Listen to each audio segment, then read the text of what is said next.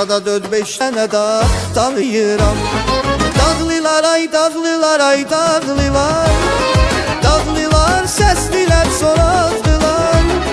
Kızının uçlarında süzen tartalım, dağlılar da öz vətəninə bağlılar.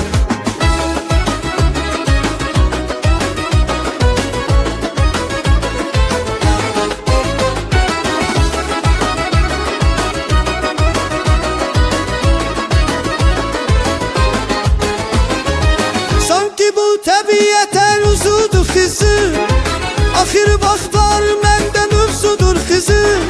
Xızır Peyğəmbərin yurdudur Xızır, canın aziz mənim canımsan Xızır.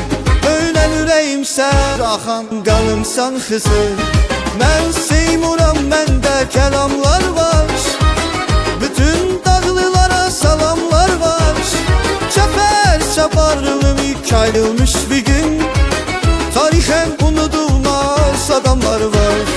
Çəpər çaparlım ilk ayrılmış bir gün, tarixən unudulmaz adamlar var.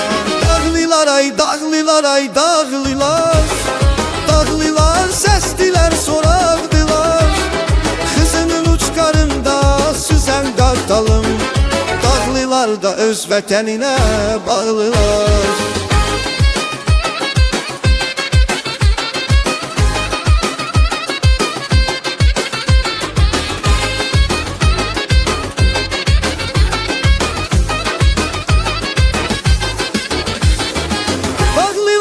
Həmişə olubdur sözü, təsdiq edir bunu şairin sözü.